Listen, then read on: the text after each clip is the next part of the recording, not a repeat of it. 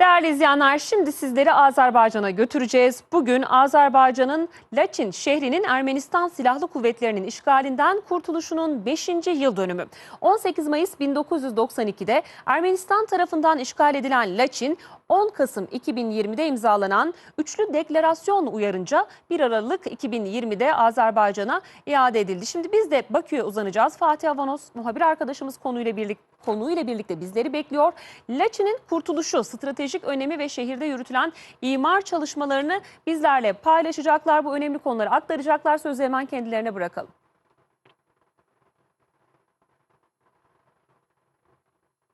Nasıl ki biz de Ağustos ayı, zaferler ayı, tarihimizden övünç duyacağımız birçok zaferin yıl dönümünün yaşandığı bir ay.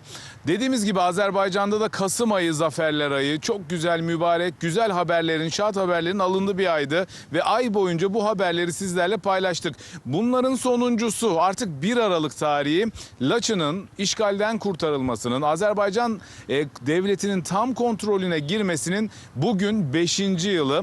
Laçın günü bugün. Cumhurbaşkanı İlham Aliyev de, Azerbaycan'ın birçok resmilisi de bu noktada açıklamalarda bulundu, kutlamalarda ve kutlama mesajlarında bulunduğunu ifade edelim.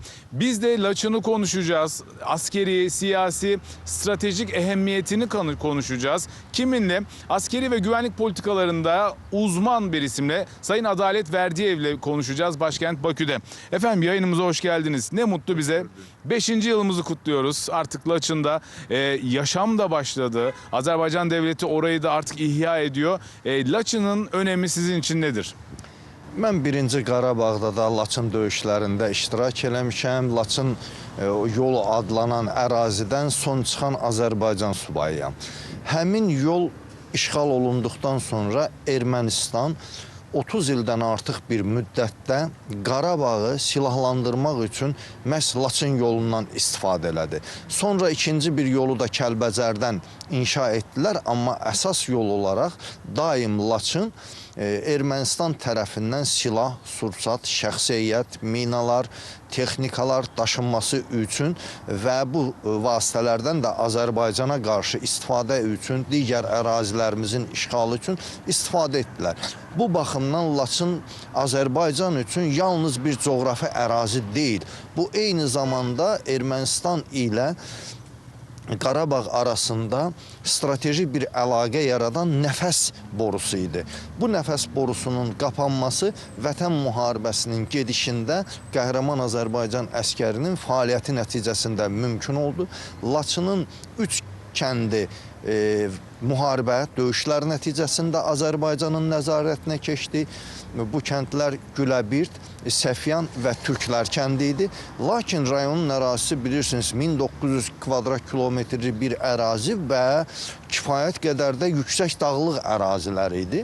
Digər tərəfdən isə Laçının ərazisində bol sulu çaylar var idi. O çayların keçilməsi də asan bir məsələ deyildi. Lakin Azərbaycanın Vətən müharibəsində əldə etdiyi qələbə, Ermənistanın diz çökərək kapitulyasiya, yəni təslim olmaq haqqında sənəd imzalanması məhz müharibənin başa çatmasının 20 gün tamamında, yəni tam 5 il əvvəl 1 dekabr günündə Laçın artıq Azərbaycana qaytarıldı. Bugün Laçın ərazisi yenidən bərpa olunur, vətəndaşlarımız qayıdır. 20 yeni bir bina da bu kiçik rayon mərkəzinin kiçik bir ərazisində böyük işlər görülür. Bugün eyni zamanda Laçının dağlarında, yəni eyni zamanda da Laçın Zəngəzur ərazisidir. Zəngəzur dağlarında Azərbaycan bayrağı fəxrlə dalğalanır. Bugün biz Laçın dağlarından tarixi Azərbaycan torpaqları olan Gorusu, Qafanı, Qara kilsəni vizual olaraq müşahidə altında saxlayırıq. Həmin ərazilərdə düşmənin bütün fəaliyyətləri həm müxtəlif pilotsuz və pilotlu vasitələrlə, həm də əskərimizin gözləri qarşısındadır. Nə baş verirsə hər bir şeydən xəbərdarıq. Ermənistan da artıq gec də olsa son 20 ay ərzində anladı ki, Azərbaycan ilə savaşmaq Ermənistanın dövlət olaraq məhvinə gətirib çıxarar. Bir çox müsbət işlər görülür. Bunun da əsasında təbii ki, Ali Baş Komandanımızın məqsədyönlü fəaliyyəti, əskərimizin qəhrəmanlığı, ordumuzun fədakarlığı durur. Laçının atəş açılmadan Kəlbəcər və Ağdamdan sonra Azərbaycana qaytarılması da məhz diplomatik qələbə elementi kimi də nəzərə tutula bilər. Lakin nəzərə almaq lazımdır ki, bu Ermənistanın öz xoşu ilə deyil, müharibədəki məhz məğlubiyyətlər fonunda belə bir qərarı verməsi ilə nəticələnib. Hər bir halda biz bugün xoşbəxtik ki, Laçında və digər azad olunan ərazilərdə Azərbaycan bayrağı dalğalanır. Laçının hər daşında, hər qayasında qəhrəman Azərbaycan əskəri dayanır. Laçının hər bir nöqtəsində şəhidlərimizin zəfər dolu qoxusunu hiss edirik.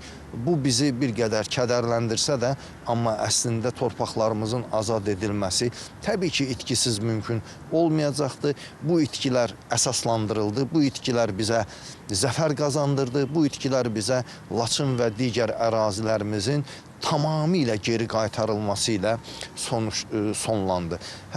Xoşbəxtlik, qürurluyuq ordumuzla, rəhbərimizlə, əskərimizlə, vətənimizlə, daşımızla, qayamızla gurur duyuruq. Efendim çok teşekkür ederim gerçekten. Nokta diyorum ya, üzerine hiçbir şey söyleyemiyorum. Çok güzel izah ettiniz hem Laçın'ı hem de yaşanan gelişmeleri. Yayınımıza konuk oldunuz. Sağ olun Adalet Mellim. Evet, Adalet Mellim gerçekten aslında bu da bize sürpriz oldu. Laçın'dan çıkan son subay olarak yayın konuğumuz oldu. Hem de bu noktada Laçın'ın ehemmiyetini kendisiyle konuştuk. 1 Aralık 2020'de Laçın'ın da tekrar Azerbaycan olmasıyla birlikte aslında bölgeyi çevrelemişti Azerbaycan. Bir tek yol vardı ki bölgedeki terörist, separatçı, ayrılıkçı teröristlerin dış dünyayla bağlantısı olan, daha sonra da Azerbaycan devleti önce o nefes borusunu kesti. Anti terör operasyonuyla da virüsü, buradaki bütün o bakterileri imha etti ve tam denetimde artık 2 yıl önce sağlandı. Diyelim, başkent Bakü'de son notlar bu şekildeydi. Sözü yeniden size bırakalım.